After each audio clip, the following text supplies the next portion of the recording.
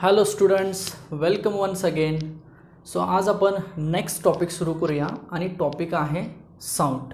Okay, किंवा sound wave असं म्हटलं तरी चालेल. So this is the next topic from the syllabus, that is sound or we can say that sound waves. आता हा जो टॉपिक आहे ही एक थोडीशी मोशनमधलीच पुढची कॅटेगरी असं म्हटलं तरी चालेल. कारण साऊंड या टॉपिकमध्ये, कारण साऊंडला एक प्रकारची वेव म्हटलं जातं. सो हा वेवच्या किंवा वेव मोशन या कॅटेगरीमधलाच हा टॉपिक आहे. सिमिलरली या टॉपिकशी रिलेटेड 12थमध्ये ऑसुलेशन्स आणि सुपरपोजिशन ऑफ वेव्ज असे दोन टॉपिक त्याच्याशी रिलेटेड आहेत, किंवा स्टेशनरी वेव्ज म्हणतो आपण. ओके, किंवा सिम्पल वेव मोशन म्हणतो. सो हे 2 ते 3 कॅटेगरीचे टॉपिक जवळपास आपल्याला CETसाठी शिकायचे आहेत. त्यामुळे ओव्हरऑल जर बघितलं तर हा एक महत्त्वाचा कॅटेगरी असं म्हटलं तरी चालेल.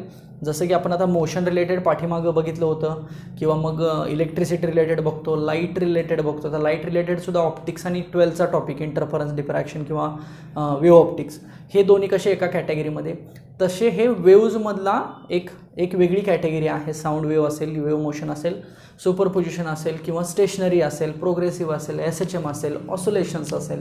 सो ही एक कॅटेगरी आपल्याला यामध्ये बघावी लागेल आणि त्यामुळे ही तेवढीच इम्पॉर्टंट आहे, तेवढी सोपी पण आहे.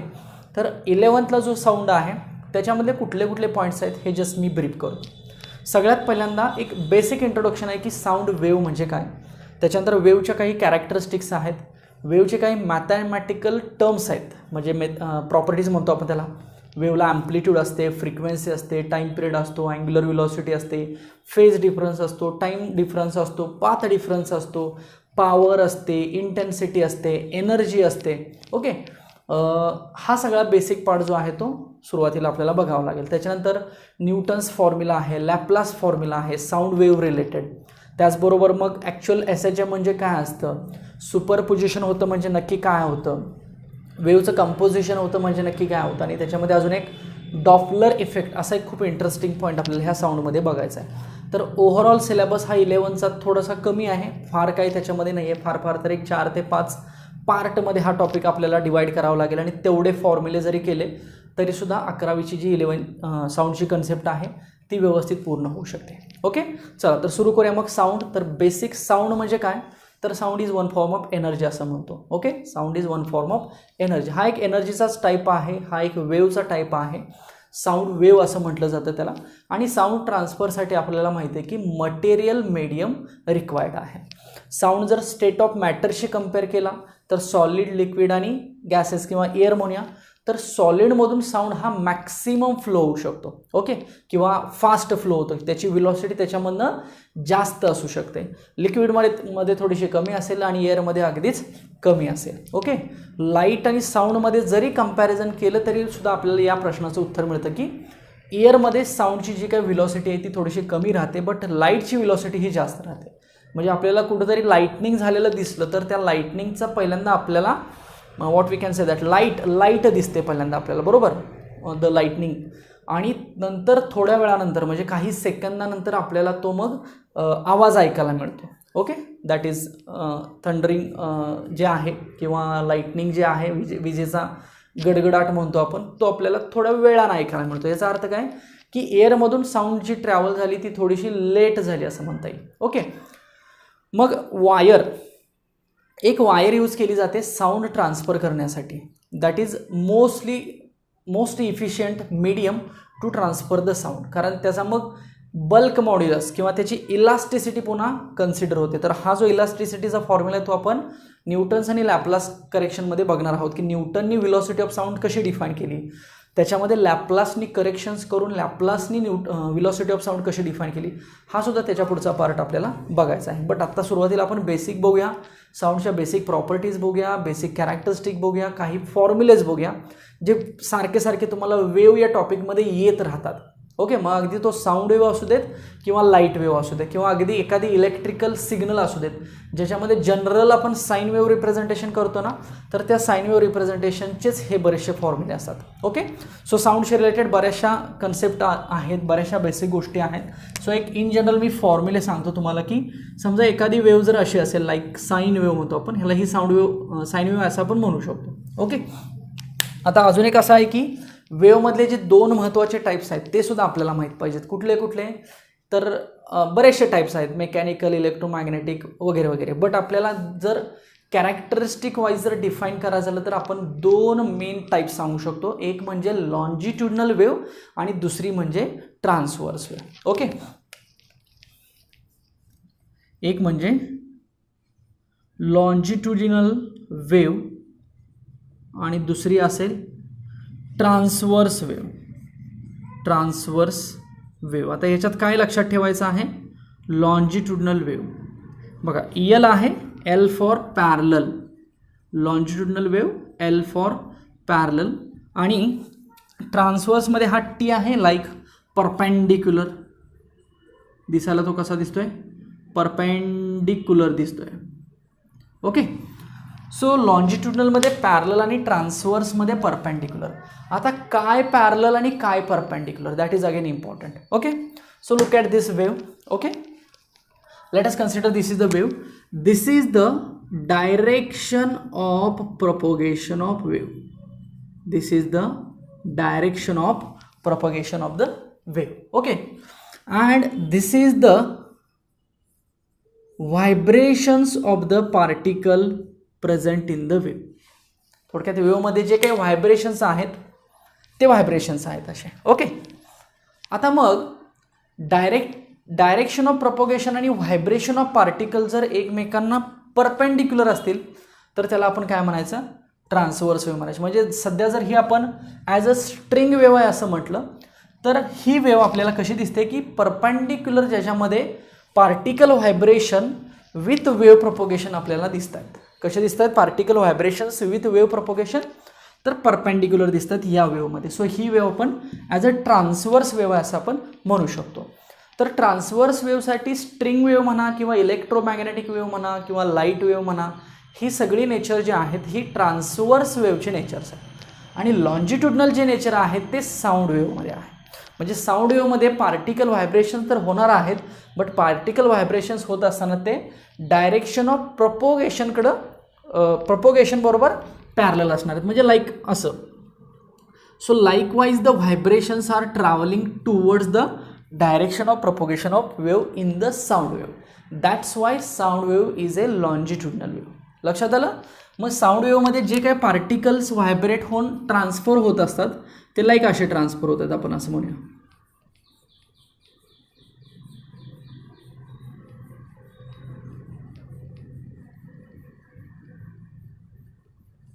थोडासा अर्थ समजतोय का बघा?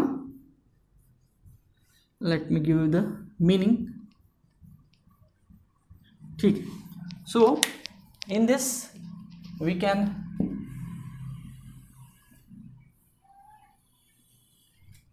Late us consider these are the vibration. एक सारख्याच लाईन आहेत असं म्हणा.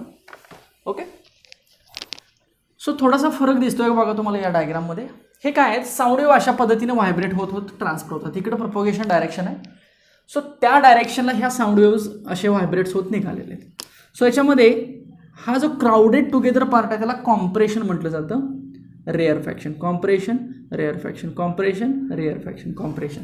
म्हणजे CR अल्टरनेट पार्ट असा मिळत जातो. तसा याच्यामध्ये क्रिस्ट्रब मिळत जातो. क्रिस्ट्रब कुणामध्ये? ट्रान्सव्हर्समध्ये. बट साऊंडमध्ये कसा मिळत जातो?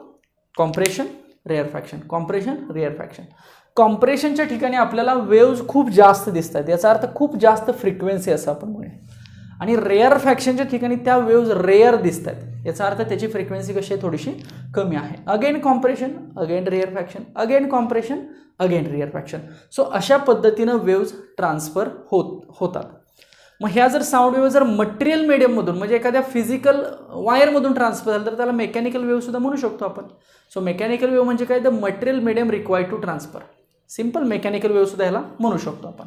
आता मग बेसिक रिप्रेझेंटेशन मी असं केलेलं आहे. आता हे रिप्रेझेंटेशन दिसतं ते ट्रान्सफरचं आहे, but sine wave as a sound wave आहे असं म्हटलं तर आपल्याला हे रिप्रेझेंटेशन म्हणजे साऊंडसाठी म्हणू शकतो आपण. मग आता ह्याला काय काय असेल तर ह्याला एक ॲम्प्लिट्यूड असेल बघा. याला काय असेल? एक ॲम्प्लिट्यूड असेल. कुठला ॲम्प्लिट्यूड? तर इथून इथपर्यंतचं डिस्टन्स म्हणजे हा ॲम्प्लिट्यूड झाला. हा प्लस आणि हा मायनस. म्हणजे अँप्लिट्यूड दोन प्रकारचा झाला आपल्याकडे आता, एक प्लस आणि एक मायनस. आता दोघांची मॅग्निट्यूड व्हॅल्यू सेम असते. अँप्लिट्यूडला maximum displacement from the mean position म्हटलं जातं. सुरुवातीपासून एखादी वेव्ह किती मॅक्सिमम डिस्प्लेसमेंटपर्यंत जाते, that is the amplitude of the wave. Okay, so it can be represented as plus a or minus a. Why plus minus? Because there are two directions. Okay, next, what is a time period? This is again important concept. Time period, the time required to complete one wave, one sound wave, or one cycle of the wave. The time required to complete one cycle of the wave is simply called as time period. So here we can represent this is the time period. म्हणजे on x axis आपण time period दाखवू शकतो. So this is the one cycle. So he one cycle complete होण्यासाठी किती वेळ लागला? t. So that t is nothing but the time period. Simple.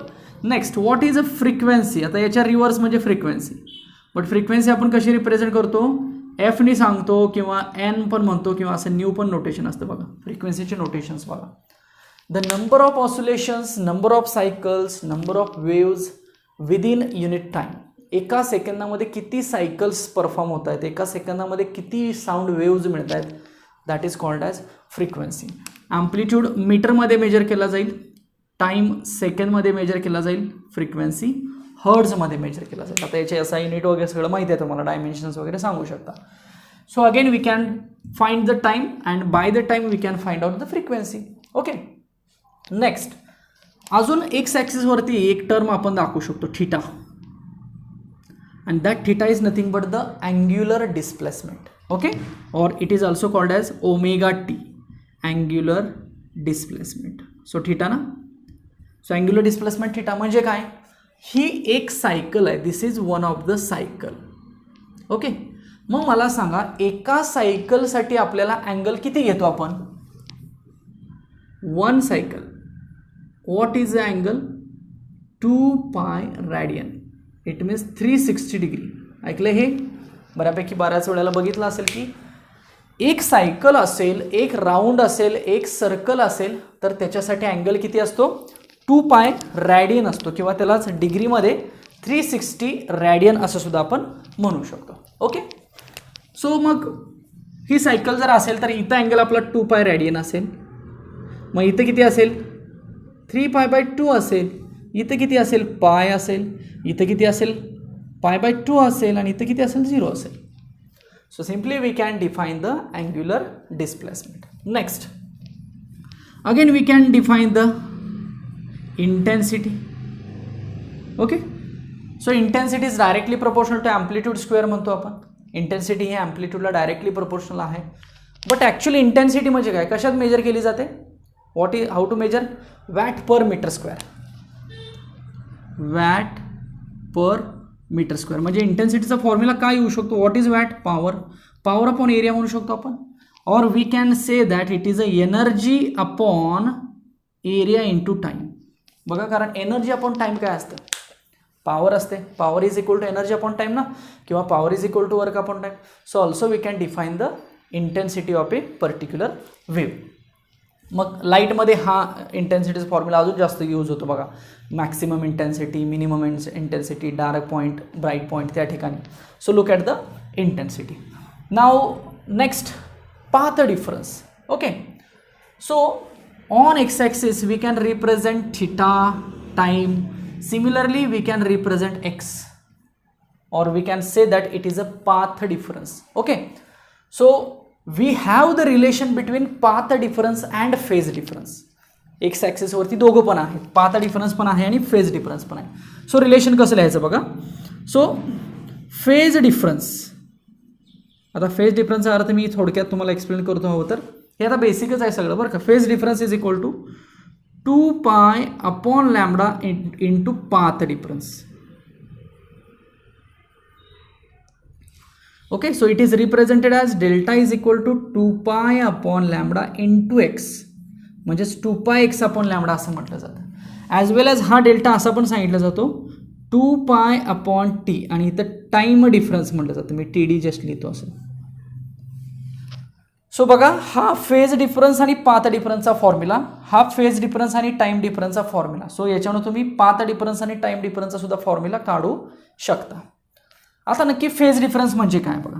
समजा एक साईन वेव्ह आपली अशी असेल आणि सिमिलरली जर दुसरी साईन वेव्ह अशीच असेल तर यांच्यामध्ये 0 डिग्री किंवा 360 डिग्री काय आहे, फेज डिफरन्स आहे असं आपण म्हणतो. ओके, मग याच्यावरून आपण पाथ डिफरन्स काढू शकतो. जर एखादी वेव्ह अशी असेल आणि जर दुसरी वेव्ह अशी असेल तर दोन वेव्ह एकमेकांना अपोजिट आहेत आणि दोन वेव्ह जर एकमेकांना अपोजिट असतील तर त्यांच्यामधला फेज डिफरन्स किती असतो, 180 असतो असं म्हणतो आपण. ओके, सो अशा पद्धतीनं तुम्ही मग 90, 60, अगदी 30, 45 फेज डिफरन्स फाइंड आउट करू शकता. आता हा फॉर्म्युला कुठून आला बघा, delta is equal to 2πx upon lambda, कारण एक आपल्याला अजून कन्सेप्ट याच्यामध्ये राहिलेली आहे, lambda. So what is lambda? Lambda is nothing but wavelength. ही मीटरमध्येच असते ना, वेव्हलेंथ आहे ना, मीटरमध्ये असते. कुठं आहे मला सांगा.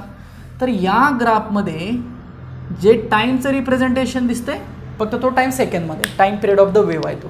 ओके, जे टाईमचं रिप्रेझेंटेशन दिसतंय तेच रिप्रेझेंटेशन मी वेव्हलेंथसाठी सांगितलं, फक्त ते मीटरमध्ये असेल. म्हणजे थोडक्यात आपल्याला वेव्हलेंथचा अर्थ काय समजतोय, तर एक जी वेव्ह आहे त्या वेव्हची लेंथ आहे जी मीटरमध्ये असेल त्याला आपण वेव्ह लेंथ म्हणायचं, सिम्पल.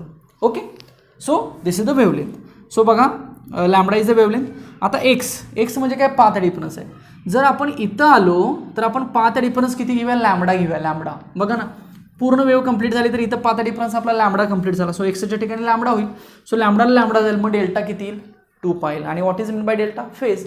मग या ठिकाणी फेज अँगल किती असेल, तर फेज डिफरन्स किती असेल, 2π असेल, 0 असेल म्हणतो आपण. सो सॅटिस्फाय होतंय का. सो हे डेल्टा आणि एक्समधलं relation.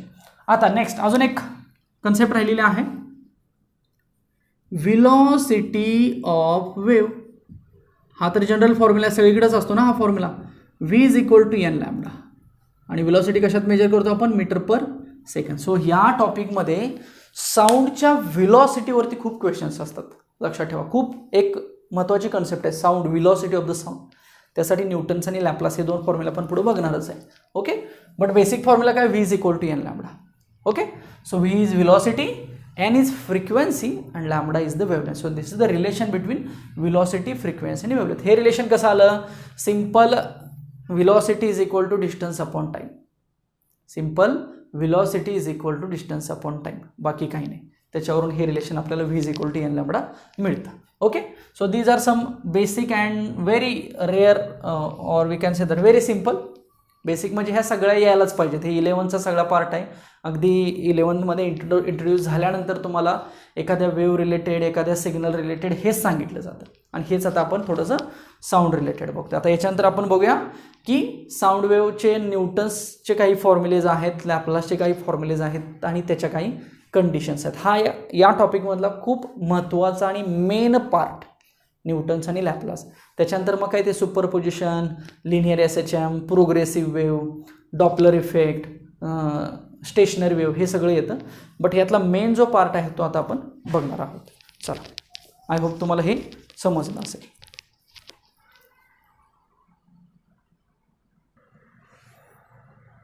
Okay, so Newton's law of velocity of.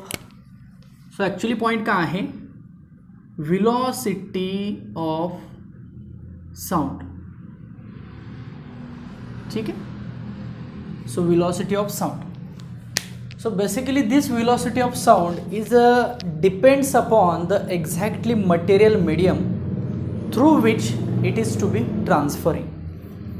Sound ही कुठल्या मीडियममधून ट्रान्सफर होते त्याच्यावरती त्याची व्हिलॉसिटी डिपेंड. ऑब्वियसली म्हणून म्हटलं ना आपण, सॉलिडमध्ये जास्त आहे, लिक्विडमध्ये थोडी कमी आहे, एअरमध्ये खूपच कमी आहे. आता सॉलिडमध्ये का जास्त आहे हे थोडंसं न्यूटनच्या फॉर्म्युलानं तुम्हाला लक्षात येईल.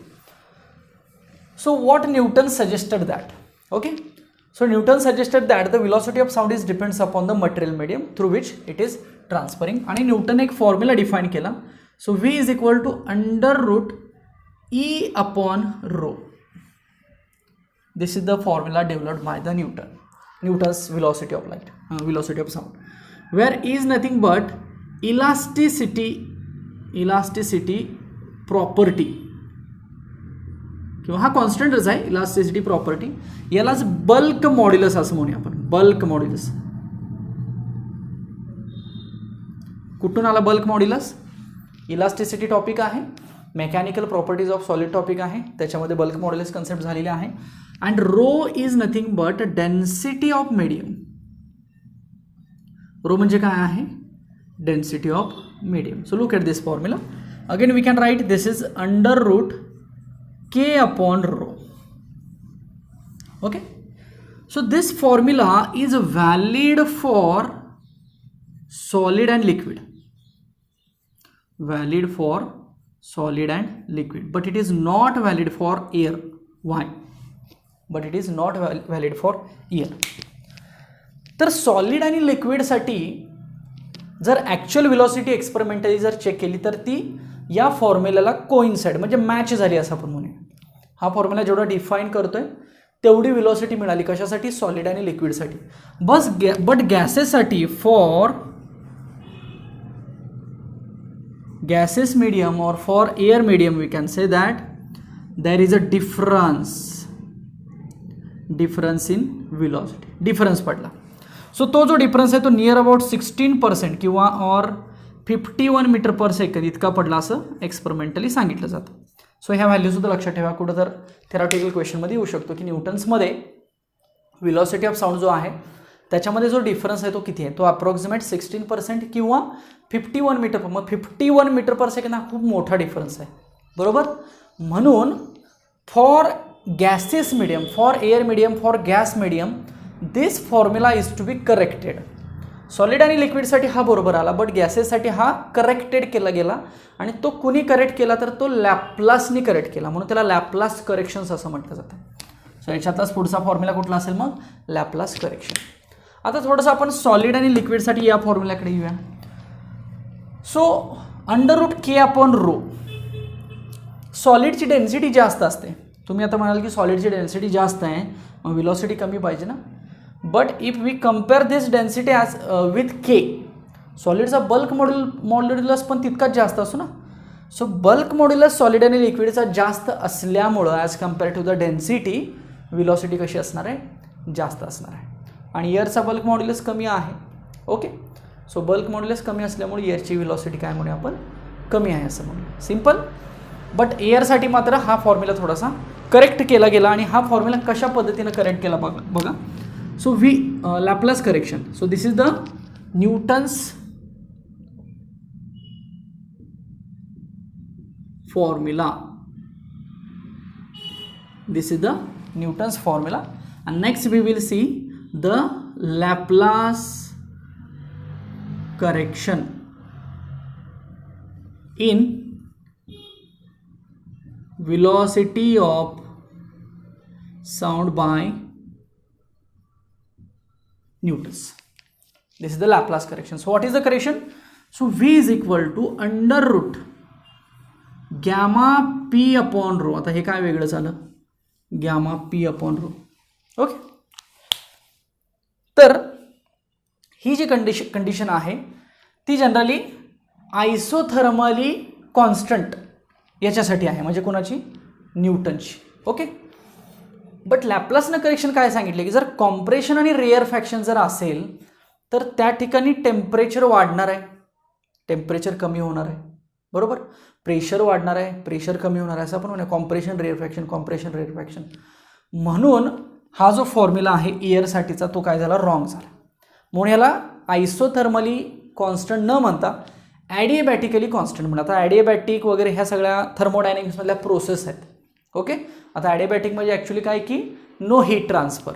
ओके, नो हीट ट्रान्सफर अशी एक कंडिशन आहे. कॉम्प्रेशन आणि एक्सपान्शनची कंडिशन आहे. हे कॉम्प्रेशन एक्सपान्शन सडनली होतं त्यामुळे हीट ट्रान्सफर होत नाही. सो क्यूची व्हॅल्यू 0 घेतली जाते ॲडिएबॅटिक प्रोसेसमध्ये. ओके, सो लॅपलासने ते डिफाईन केलं की इट इज ॲडिएबॅटिकली कॉन्स्टंट, म्हणून हा ॲडिएबॅटिकचा कॉन्स्टंट तिथं आला. सो गॅमा म्हणजे काय असतं? CP अपॉन CV ना, आणि याची व्हॅल्यू 1.41 असते ना. कोणासाठी? एअरसाठी. आठवत आहे? किंवा हे CP अपॉन CV कुठून आलं? थर्मल प्रॉपर्टीज ऑफ मॅटरमध्ये झालेलं आहे. CP म्हणजे काय? Molar specific heat at constant pressure, ते गॅस रिलेटेड आहे सगळं हे, म्हणून गॅस रिलेटेड फॉर्म्युल्यामध्ये चेंज झाला बघा.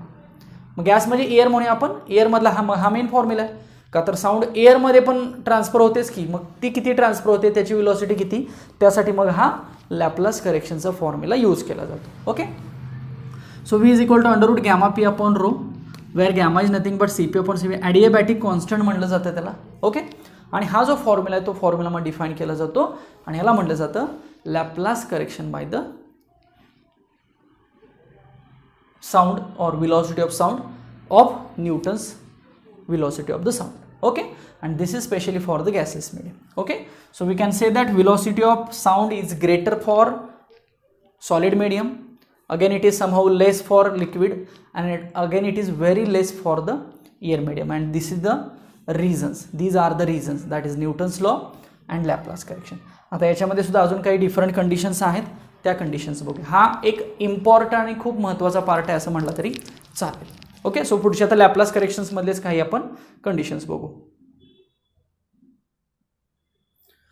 बघा हा फॉर्म्युला काय आहे, velocity is equal to gamma into bracket p upon rho आहे. Okay, now let us consider ideal gas equation. PV is equal to nRT. This equation we can write for 1 mole, that is PV is equal to RT. ये basic formula काय आहे, PV is equal to RT म्हणाला for 1 mole म्हणूया आपण. आता मला सांगा याच्यावरून मी P volume, what is mean by volume, आपण डेन्सिटी आणि व्हॉल्यूम मधलं रिलेशन कसं सांगतो, density is equal to mass upon volume.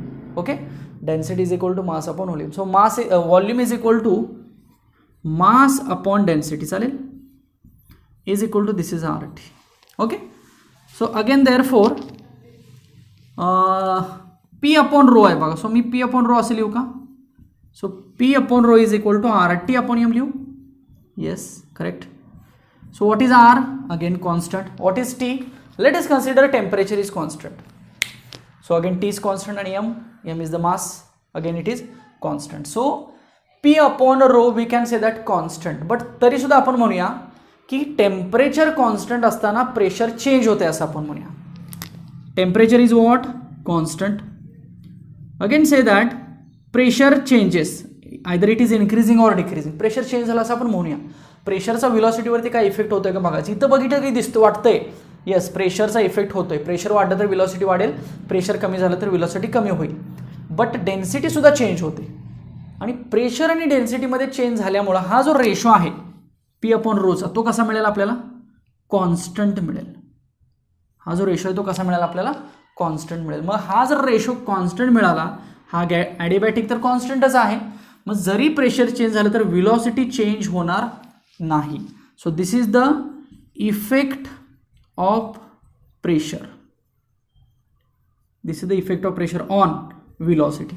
So what is effect, no change in the velocity, लक्षात ठेवा, no change in velocity. Generally हा question असा असतो की what is the effect of pressure on the velocity of the sound. So या कन्सेप्टनुसार आपण सांगूया की there is a no effect of pressure on the velocity, pressure जरी चेंज झालं तरी साऊंडची व्हेलॉसिटी चेंज होणार नाही. सो ही लॅपलास करेक्शनमधली थोडक्यात पहिली केस आहे असं म्हटलं तरी चालेल. अशा डिफरंट केसेस बघूया आपण step by step. Okay, next effect of temperature बघा, effect of temperature on velocity of sound, simple. Okay, so आत्ताच आपण बघितलं velocity is equal to under root gamma p upon rho बघितलं, ठीक आहे, आणि जो पी अपॉन रो आहे तो आपण RT upon M find out केला होता आत्ताच्याच इक्वेशनमध्ये. So gamma RT upon M, so it means velocity is directly proportional to under root temperature. so एक सिंपल रिलेशन आपल्याला लक्षात येतं आहे की जर टेम्परेचर इन्क्रीज केलं तर व्हेलॉसिटी पण काय होणार आहे, इन्क्रीज होणार आहे. सो लाईक असं आपण डिफाईन करू शकतो.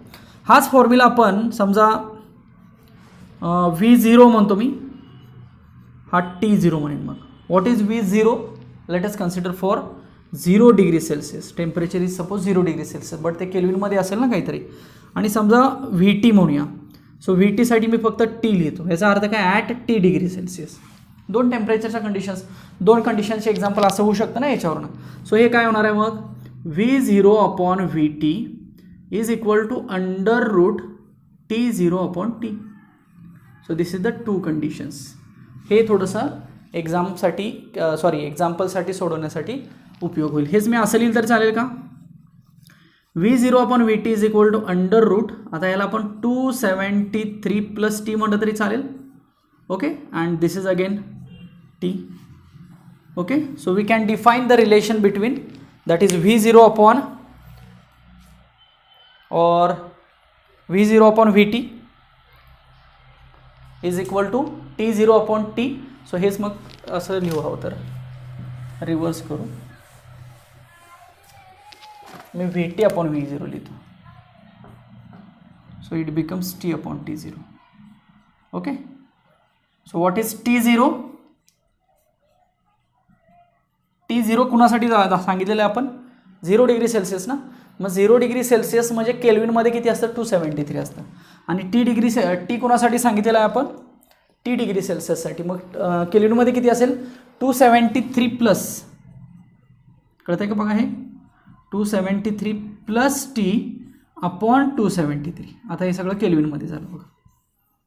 Okay, so this is the conversion formula for the velocity and temperature. And when we will solve this we will get VT minus V0. हे जर सोडवलं तर आपल्याला 0.61 मीटर पर सेकंड इतका डिफरन्स मिळतो दोन व्हेलॉसिटीज मधला. ओके, मग हाच डिफरन्स आपण काय सांगू शकतो की thus the velocity of sound roughly increases by 0.61 meter per second when the temperature of the medium rises for 1 degree Kelvin or 1 degree Celsius. So for rise in a temperature, me condition लिहितो बघा direct, rise in temperature of 1 degree Kelvin or 1 degree Celsius, the velocity is increased by 0.61 meter per second. 1 degree Celsius किंवा 1 degree केल्विनसाठी 0.61 velocity increase होते. का तर velocity increase होणार आहे with respect to temperature. So this is the simple effect of the velocity and temperature. यासाठी तुम्हाला हे relation जास्त युजफुल ठरेल, हे किंवा हे. मग तुम्हाला दोन टेम्परेचर दिले जातील, एक वेलोसिटी दिली जाईल तर दुसरी वेलोसिटी काढा, असा त्याच्यावरचा क्वेश्चन येऊ शकतो. So this is the effect of temperature on the velocity of the sound. Next अजून एक इफेक्ट आपण सांगू शकतो, इफेक्ट ऑफ डेन्सिटी सांगू शकतो याच फॉर्म्युल्यावरून. इफेक्ट ऑफ डेन्सिटी बघा, effect of density, effect of humidity असं सगळं याच्यामध्ये आहे. इफेक्ट ऑफ डेन्सिटी कसं सांगता येईल बघा, हाच फॉर्म्युला बघा. सो याच्यावर मला सांगा, V is inversely proportional to under root density, चालेल. So velocity is inversely proportional to under root density. So हाच मग दोन कंडिशनसाठी कसा लिहूया आपण, V1 upon V2 is equal to under root ρ2 upon ρ1 होईल बघा. हे बरोबर आहे का मला सांगा हे. So V1 upon V2 is equal to under root ρ2 upon ρ1. So आपण असं म्हणूया की ज्याची डेन्सिटी जास्त असेल तिथली वेलोसिटी कमी असेल असं आपण म्हणूया, ठीक आहे. सो हाच पॉईंट मग इफेक्ट ऑफ ह्युमिडिटीसाठी बघा कसा सांगितलं जातो. इफेक्ट ऑफ ह्युमिडिटी, आता थोडंसं याचा फॉर्म्युल्यानुसार विचार करायचा. प्रॅक्टिकली बघायला गेलं की थोडंसं आपल्याला ते कॉन्ट्रावर्सी तिथं वाटू शकते. इफेक्ट ऑफ ह्युमिडिटी मी तुम्हाला मॉइश्चर एअर म्हणजे रेनी सीझनमध्ये जे एअर असतात ते आणि ड्राय एअर कन्सिडर करूया बघा. तर जनरली मॉइश्चर एअरची डेन्सिटी कमी होते, जसं ड्राय एअरमध्ये मॉइश्चर्स येत राहतात तशी त्याची डेन्सिटी काय होते, कमी होते. मग मॉइश्चरची जर डेन्सिटी कमी झाली, लाईक रेनी सीझनमध्ये जी काही एअर आहे त्याची डेन्सिटी कमी होते with respect to the dry air. मग ड्राय एअरची डेन्सिटी जास्त आहे आणि मॉइश्चरची डेन्सिटी कमी आहे. मग ज्याची डेन्सिटी कमी असेल त्याची वेलोसिटी जास्त असणार आहे, बरोबर, कारण inversely proportional relation. So effect of ह्युमिडिटीमध्ये काय सांगायचं तर मॉइश्चर एअर, मॉइस्ट एअर आणि ड्राय एअर. ओके, तर या दोघांमध्ये moist air has less density बघा, हे थोडंसं लक्षात ठेवा. आणि dry air has max or more density. Okay, मग मॉइस्ट एअरची जर लेस डेन्सिटी असेल तर velocity can maximum in moist air and velocity has or velocity is minimum in dry air. म्हणून रेनी सीझनमध्ये म्हटलं जातं जनरली की मॉइस्ट एअर प्रेझेंट आहे आणि मॉइस्ट एअरची डेन्सिटी लेस असल्यामुळं रेनी सीझनमध्ये मॅक्सिमम साऊंड ट्रॅव्हल होतं असं म्हटलं जातं. So this is the effect of humidity. Okay, next effect of frequency आहे. इफेक्ट ऑफ फ्रिक्वेन्सी जनरली याच्यावरती काय होत नाही. So there is a no effect of frequency on the sound wave. Okay, so हा एक याच्यामधला खूप महत्त्वाचा पार्ट आहे, न्यूटन्स आणि लॅपलास आणि त्याच्या ह्या डिफरंट कंडिशन्स. आय होप हे लक्षात आलं असेल का बघा तुमच्या. ओके, आता पुढचा पॉईंट असेल मॅथमॅटिकल एक्सप्रेशन ऑफ साऊंड. म्हणजे थोडक्यात एखाद्या वेव्हचं रिप्रेझेंटेशन मॅथमॅटिकली कसं केलं जाईल, म्हणजेच mathematical expression of sound wave असं म्हणूया आपण. ऑफ साऊंड वेव्ह किंवा सिम्पल वेव्ह म्हटलं तरी चालेल. एका पर्टिक्युलर वेव्हचं मॅथमॅटिकल रिप्रेझेंटेशन कसं करायचं. ओके, आता तुम्ही एक सिम्पल हार्मोनिक प्रोग्रेसिव्ह वेव्ह किंवा एक सिम्पल हार्मोनिक मोशन असते, तर त्या वेव्हचं आपण इक्वेशन कसं लिहितो, किंवा एक सिम्पल साईन वेव्ह असेल तर त्याचं इक्वेशन आपण कसं लिहितो. X is equal to a sine omega t, एक जनरल रिप्रेझेंटेशन लिहितो. म्हणजे ती साईन वेव्ह रिप्रेझेंटेशन झाली. तुम्हाला साईन आणि कोसाईनमधला पण फरक थोडाफार लक्षात येत असेल, depends on the angle. Okay, so जर एखादी वेव्ह अशी असेल लाईक साईन वेव्ह म्हणूया आपण. Okay, so hair is the omega T and here is the amplitude. Okay, on y axis the amplitude is there, on x axis the angular displacement or time or wavelength quantity is there on the x axis. Okay, so we can represent this wave in terms of mathematical form. So we can write x is equal to a sin of omega t. Now this is the equation of this particular wave. तुम्ही मग हे equation prove सुद्धा करू शकता की हे equation असंच का आलेलं आहे. So x is equal to a sine omega t. Okay, you can put omega t as a 0, π/2, then pi, then 3π/2, 360. Definitely you will get the values like this. That is this is the plus amplitude, plus a म्हणूया याला आणि हा minus ए म्हणूया याला. Okay, हा 0 असतो, हा π/2 असेल, हा पाय असेल, हा 3π/2 असेल आणि हा 2π रेडियन असेल. हेच आपण डिग्रीमध्ये पण सांगू शकतो ना. Okay, now let me correct this particular equation somehow. म्हणजे हे इक्वेशन बरोबर आहे, बट मी काहीतरी याच्यामध्ये चेंज करतो. सो मॅथमॅटिकली चेंज तो व्हॅलिड आहे का जस्ट चेक करा. सध्या इथं पॉईंट आहे. सो एक वेव्ह कंप्लीट होते असं आपण याला म्हणतो. समजा मी जर तो पॉईंट इथं कुठं तर कन्सिडर केला लाईक एक्स डिस्टन्सवरती. ठीक आहे, आता हे एक्स आणि हे एक्स वेगळं आहे, हे थोडंसं एक्स डिस्टन्स आहे असं जस्ट इमॅजिन केलं तर मी या इक्वेशनमध्ये असं चेंज करू शकतो. X is equal to a sine of, तर हे जे आहे ते मी एकतर omega t minus k x असं पण लिहिलं जातं किंवा k x minus omega t असं पण लिहिलं जातं. ना कुठली टर्म तिथं आली बघा, तर के एक्सची टर्म आली. का के एक्सची टर्म आली? के म्हणजे एक प्रोपोगेशन कॉन्स्टंट आहे. ओके, तर त्याची पण व्हॅल्यू 2π/λ असते. सो के एक्सला जनरली 2πx/λ असं म्हटलं जातं. So what is k? So since k is propagation constant and its value is 2π/λ. ठीक आहे, मी तुम्हाला मगाशीही सांगितलं होतं बघा. समजा आपण एक्सची व्हॅल्यू आता सध्या एक्स इथं एवढा आहे ना, तो जर पूर्ण वेव्ह एवढा असेल तर तो लॅम्बडा एवढा असेल. म्हणजे थोडक्यात जो के एक्स आहे तो किती येणार आहे? 2π रेडियन येणार. म्हणजे फॉर टोटल वेव्ह असं म्हणूया किंवा for full cycle we can say that k x is equal to 2π radian. But we can put here general x value. So it is 2πx/λ. So where k is nothing but the propagation constant. मग आपल्याला केची value किती मिळाली? 2π/λ. हेच equation अजून एका फॉर्ममध्ये असंही लिहिलं तरी चालेल, sine of k x minus omega t आणि प्लस फाय सुद्धा पुढं. तर एक पर्टिक्युलर फेज डिफरन्स सुद्धा त्याच्यामध्ये ॲड केला तरी चालतो. म्हणजे तुम्ही इक्वेशन्सवरून फेज डिफरन्स डिफाईन करू शकता. म्हणजे फॉर एक्झाम्पल एखादं इक्वेशन समजा असं आहे, x is equal to a sine omega t like असं आहे, आणि एखादं equation x is equal to a sine omega t plus π/2 असं आहे. ओके, सो काय झालं बघा, त्याच्या अँगलमध्ये π/2ची ॲडिशन झाली. म्हणजे अँगलमध्ये जर π/2 एक्स्ट्रा आला तर तो जो π/2 आहे तो त्याचा फेज डिफरन्स झाला असं आपण म्हणूया. ओके, फंक्शन तेच आहे. अगदी तुम्ही ते साईनचं कॉसमध्ये सुद्धा कन्वर्ट करू शकता, but you can represent the phase difference between this two. So phase डिफरन्सवरती सुद्धा बरेचसे क्वेश्चन तुम्हाला येऊ शकतात. त्यामुळे लक्षात ठेवा फेज डिफरन्सची कंडिशन किंवा phase difference phi is equal to 2πx/λ असंही असतं. मगाशी मी इथे लिहून दाखवलेलं होतं. सो एखाद्या वेव्हचा हा मॅथमॅटिकल फॉर्म याला सिम्पल हार्मोनिक प्रोग्रेसिव्ह वेव्ह असं सुद्धा म्हटलं जातं. ओके. एका पर्टिक्युलर डायरेक्शनला वेव्ह प्रोग्रेस होत असेल तर ती सिम्पल हार्मोनिक प्रोग्रेसिव्ह वेव्ह किंवा तीच लिनियर SHM सुद्धा म्हणतो बघा.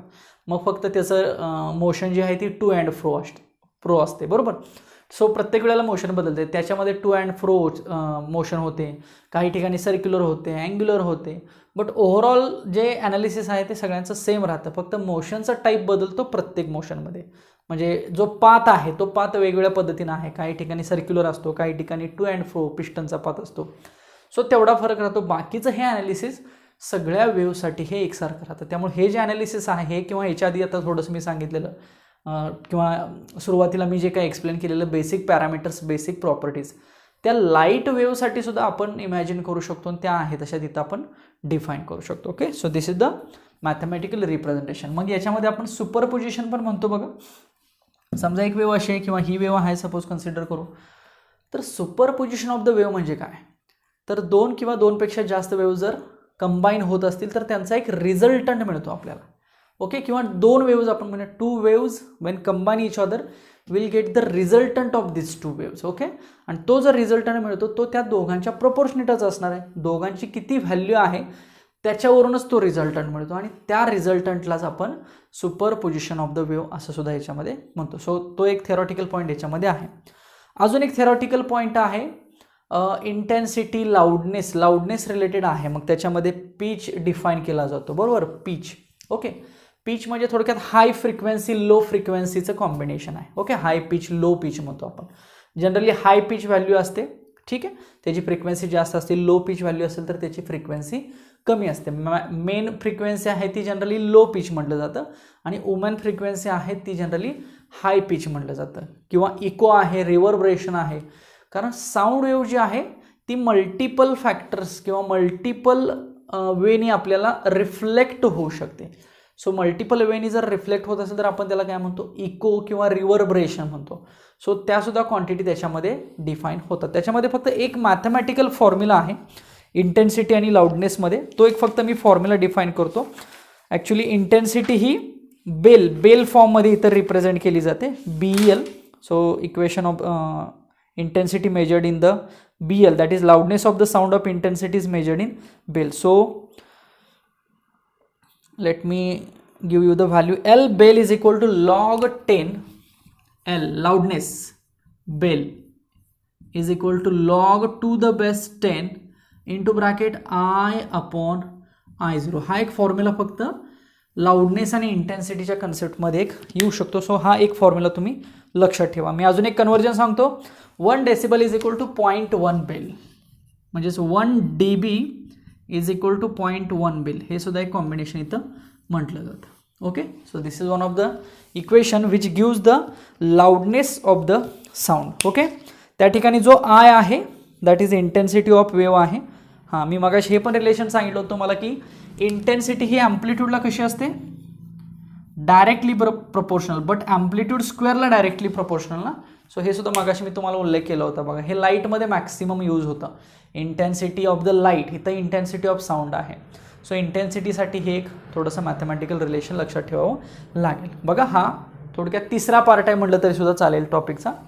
पहिला पार्ट काय सांगितलं आपण, basic properties, characteristics, transverse, longitudinal, हे सगळं पहिल्या पार्टमध्ये बघितलं. म्हणजे त्याच्यामध्ये मग डिफरंट पॅरामीटर्स बघितले, amplitude, time period, frequency, intensity, okay, wavelength, velocity etcetera. Second पार्टमध्ये आपण न्यूटन्स लॉ बघितला किंवा न्यूटन्स फॉर्म्युला बघितला जो विलॉसिटी ऑफ साऊंड डिफाईन करतो.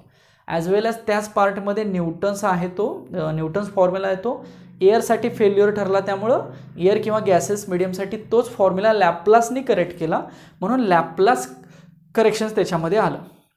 आणि लॅपलास करेक्शनमध्ये पुन्हा तो फॉर्म्युला कसा मॉडिफाय झाला बघितला, त्याच्या काही कंडिशन्स बघितल्या. तो झाला दुसरा पार्ट. आणि मग हा आपण तिसरा पार्ट म्हणूया ज्याच्यामध्ये मग SHM किंवा सिम्पल हार्मोनिक प्रोग्रेसिव्ह वेव्ह किंवा सुपरपोजिशन ऑफ वेव्ह किंवा intensity, loudness, echo, reverberation, pitch, या सगळ्या गोष्टी इथं तुम्हाला थोडक्यात या पार्टमध्ये येतील. आता अजून एक शेवटचा आणि एकदम महत्त्वाचा पॉईंट राहिलेला आहे, तो म्हणजे डॉपलर इफेक्ट इन साऊंड. खूप इंटरेस्टिंग पॉईंट आहे, तोही मी तुम्हाला एक्सप्लेन करतो. चला, हे इथपर्यंत समजलं का बघा. ओके. सो काय पॉईंट म्हटलं मी, Doppler effect in sound. Doppler effect in sound. ठीक आहे. ह्या टॉपिकमधला हा इंटरेस्टिंग आणि इम्पॉर्टंट पॉईंट आणि डेफिनेटली प्रत्येकाला समजणार. फक्त एक गोष्ट तुम्हाला याच्यात लक्षात ठेवायची आहे, एक फॉर्म्युला फक्त पाठ करायचा आहे. ॲक्च्युली तो फॉर्म्युला कसा आला, आता नवीन सिलेबसला त्याचं सगळं डिटेल ॲनालिसिस दिलेलं आहे की तो फॉर्म्युला कसा आला. बट कसा आला हे बघत बसण्यापेक्षा तो फॉर्म्युला आधी समजून घ्यायचा आहे. फॉर्म्युल्यामधल्या सगळ्या कंडिशन्स तुम्हाला समजतील. मेन फॉर्म्युला जर समजला की काय लक्षात ठेवायचं, कसं लक्षात ठेवायचं हे सगळं समजेल. ओके. आणि डेफिनेटली हा लाईफ टाईम लक्षात राहील. हा फॉर्म्युला कदाचित विसरेल, पण डॉपलर इफेक्ट ऑफ साऊंड आणि डॉपलर इफेक्ट ऑफ लाईट जसं साऊंडमध्ये आहे तसं लाईटमध्ये पण आहे. सो साऊंडचा आधी आपण बघूया, लाईटचा नंतर बघू. सो साऊंडमध्ये काय आणि कसं लक्षात ठेवायचं बघा. एक सिम्पल एक्झाम्पल आपण रेल्वे स्टेशनचं घेऊया. लाईक एक रेल्वे स्टेशन आहे. ओके. सिम्पल आपण याला रेल्वे स्टेशन म्हणू. ठीक आहे. हा रेल्वे स्टेशनचा मग तो फलाट म्हणतो ना आपण. सो हा रेल्वे स्टेशनचा फलाट आहे आणि ही हा रेल्वे ट्रॅक आहे असं आपण म्हणू. सिम्पल. जस्ट इमॅजिन करा. ओके. तर आता काय होतं याच्यामध्ये, इकडून ट्रेन येईल सपोज. ओके. सो ट्रेन काय करते, साऊंड ग्लो किंवा साऊंड ब्लो करत येते. Sound blow. ओके. सो ही जी ट्रेन आहे ती आपल्यासाठी कोण असेल आता,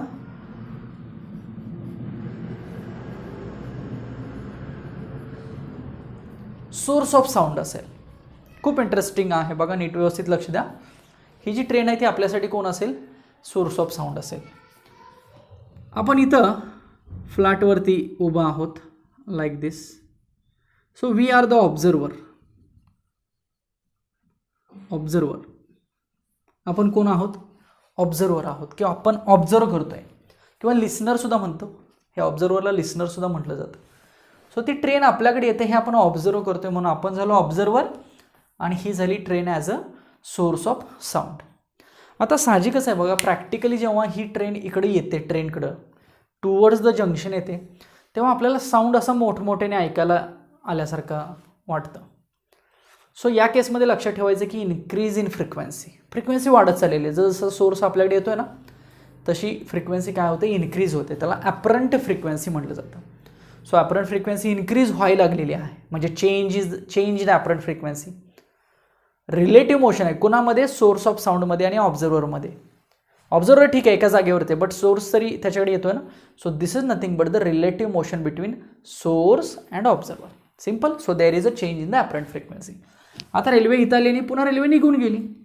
again observer is stationary but source is moving away from the observer. So again there is a relative motion between source and observer. पुन्हा रिलेटिव्ह मोशन झाली. सो पुन्हा त्या सोर्स ऑब्झर्वरला काय वाटेल की यस रेल्वे आता निघून चाललेली आहे आणि त्याचा साऊंड आता कमी होत चाललेला आहे. So frequency decreases. Frequency increases for this observer. when train is going away from the observer the frequencies decreases for this observer. okay, so याला म्हटलं जातं apparent change in frequency. okay, so there is a apparent change in frequency. okay, apparent change in frequency when there is relative motion. ही पाहिजे बरं का, relative motion पाहिजे. कोणीतरी दोघांच्यापैकी एक मूव्ह होताना पाहिजे आणि ते पण कसे, एकतर रिलेटिव्ह म्हणजे कळलं ना डिफरन्स पाहिजे दोघांमध्ये. दोघं सेम स्पीडनं इकडं जात असतील, this is not relative motion. दोघं सेम स्पीडनं इकडं जात असतील, this is also not relative motion. So relative मोशनचा अर्थ समजून घ्या. So when there is a relative motion between source and observer. मी इन शॉर्ट लिहितो, याची काही गरज नाही आता ह्या स्टेटमेंटची आपल्याला. बट ॲपरंट चेंज होणार आहे कुणामध्ये, फ्रिक्वेन्सीमध्ये. कधी होणार आहे, जेव्हा सोर्स आणि ऑब्झर्वर यांच्यामध्ये रिलेटिव्ह मोशन असेल तेव्हा. ओके, मग तुम्हाला आता ही कंडिशन समजली. जर सोर्स इकडं जात असेल तर याला म्हणायचं टुवर्ड्स, मुव्हिंग टुवर्ड्स ना, सॉरी मूविंग टुवर्ड्स. आणि जर ट्रेन इकडं जात असेल तर मूविंग अवे. कंडिशन लक्षात येतात का बघा. So moving away. सध्या ऑब्झर्वर कसा आहे, स्टेशनरी. ओके. ऑब्झर्वरला व्हेलॉसिटी आहे सपोज VO आणि सोर्सला व्हेलॉसिटी कशी आहे VS. आता सोर्स कसा आहे, मूव्हिंग आहे. काही केसमध्ये हा समजा रेल्वे इथंच थांबली आणि ऑब्झर्वर जर रेल्वेकडे जात असेल तर कंडिशन काय, मूव्हिंग टुवर्ड्स. बट ऑब्झर्वरला स्टेशनरी म्हणून चालेल का, नाही. तर ऑब्झर्वरला काय म्हणावं लागेल, मूव्हिंग म्हणावं लागेल आणि सोर्सला काय म्हणावं लागेल, स्टेशनरी म्हणावं लागेल. सो सोर्स आणि ऑब्झर्वर स्टेशनरी पण असू शकतात आणि मूव्हिंग पण असू शकतात. दोघं एकमेकांच्याकडे येऊ शकतात, दोघं एकमेकांपासून लांब जाऊ शकतात. ऑब्झर्वर एका जागेवरती असतो, सोर्स जवळ येऊ शकतो, सोर्स लांब जाऊ शकतो. सोर्स एका जागेवरती असतो, ऑब्झर्वर जवळ येऊ शकतो, ऑब्झर्वर लांब पण जाऊ शकतो. कुठलीही कंडिशन आपण याच्यामध्ये कन्सिडर करू शकतो. सो ओव्हरऑल सिनेरिओ लक्षात आला काय मी इथं सांगितलेलं आहे. So there is a apparent change in the frequency when there is a relative motion between source and observer. मग मी म्हटलं तर फॉर्म्युला लक्षात ठेवायचा. सो एक फॉर्म्युला हा लक्षात ठेवा, N is equal to NO V plus minus VO upon V minus plus VS. Look at this formula, very very important formula. N is equal to N0 V plus minus VO upon V minus plus VS, correct. Okay, so what is this N? So this N is nothing but apparent frequency. म्हणजे apparent frequency म्हणजे कुठली, समजा सोर्सची apparent frequency काढा असं म्हटलं question आला तर सोर्ससाठी ऐकू येणारी फ्रिक्वेन्सी थोडक्यात, किंवा सोर्ससाठी ऑब्झर्व होणारी फ्रिक्वेन्सी. ऐकू येणारी म्हणण्यापेक्षा सोर्सला किती फ्रिक्वेन्सी ऑब्झर्व होते एवढी ऑब्झर्व होते. So that is N. Okay. What is N0? N0 is the actual frequency. Actual म्हणजेच कसली, नॅचरल फ्रिक्वेन्सी. कसली फ्रिक्वेन्सी, नॅचरल फ्रिक्वेन्सी. कुणाची नॅचरल फ्रिक्वेन्सी, तर या साऊंडची natural frequency. Source of sound कोणीतरी आहे, त्या सोर्समधनं निघणारा जो साऊंड आहे त्याला काहीतरी नॅचरल फ्रिक्वेन्सी असेल, ती असेल. What is mean bye V? V is nothing but velocity of sound in air. He generally 340 value consider केली जाते ना, 330 to 340. Okay. So this is the approximate value of the velocity of sound in air. Now what is VO? VO is velocity of observer. And what is VS? Velocity of source. बघा लक्षात येतं की मी सगळ्या terms सांगितल्या, सगळ्या terms इथे लिहून दिलेल्या आहेत. खूप इम्पॉर्टंट सिनेरिओ आहे. So you have to consider the apparent change in frequency when there is a relative motion between the source and observer. Source आणि ऑब्झर्वरमध्ये जेव्हा जेव्हा रिलेटिव्ह मोशन असणार आहे तेव्हा तेव्हा असलेला हा आपल्याला ॲपरंट चेंज कन्सिडर करायचा फ्रिक्वेन्सीमधला. हे कोण सांगतं, डॉपलर इफेक्ट इन साऊंड सांगतं. ओके. सो एवढं लिहून घ्या. आता मी हे इकडचं एवढं फक्त रब करतो. आणि आता याच्यामध्ये चेंज काय असू शकतो बघा. अजून आपल्याला ह्या फॉर्म्युल्यामध्ये बघायचं आहे प्लस मायनस काय आहे, मायनस प्लस काय आहे. ओके, हे सगळं बघायचं आहे. चला मी एक कंडिशन सांगतो तुम्हाला. न्यूमरेटर आणि डिनॉमिनेटर असं लिहितो मी. बघा बघा समजतंय का हे नीट सगळ्यांना. सो न्यूमरेटरमधला प्लस म्हणजे कोण, हा वरचा, आणि डिनॉमिनेटरमधला मायनस. बरोबर. न्यूमरेटरमधला प्लस आणि डिनॉमिनेटरमधला मायनस. नंतर काय होईल, न्यूमरेटरमधला मायनस, डिनॉमिनेटरमधला प्लस, असं होऊ शकतं ना. बघा जर न्यूमरेटरमध्ये प्लस असेल आणि डिनॉमिनेटरमध्ये मायनस असेल तर काय सांगायचं, ही कंडिशन सांगायची, मूव्हिंग टुवर्ड्स इच अदर.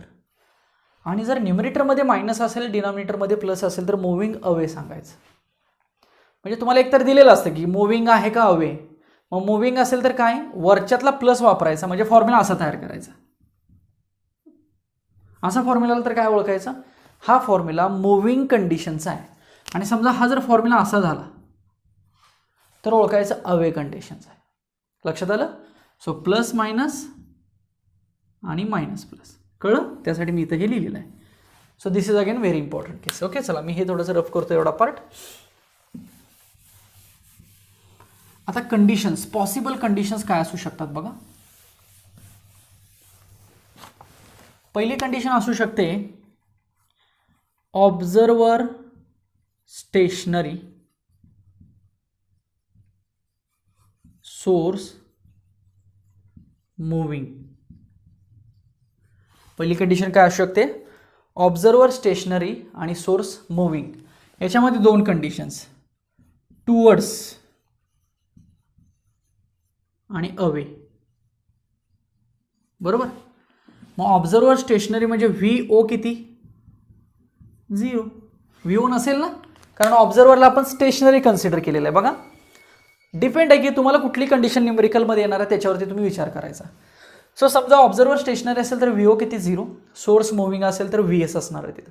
मग इक्वेशन काय होईल बघा, टुवर्डसाठी इक्वेशन कसं होईल, N is equal to NO into bracket, इथं फक्त V राहील बघा वरती. ओके, कारण हा 0 झाला ना आता. आणि खालच्यातलं साईन कुठलं वापरायचं, मायनस वापरायचं, कारण कंडिशन कुठले, टुवर्ड्स. डिनॉमिनेटरमध्ये साईन कुठलं वापरायचं बघा, ही कंडिशन टुवर्डची झाली ना, आणि ही कंडिशन अवे म्हणतो, W लिहितो, लक्षात येते. राहील हे टुवर्ड्स आणि अवे.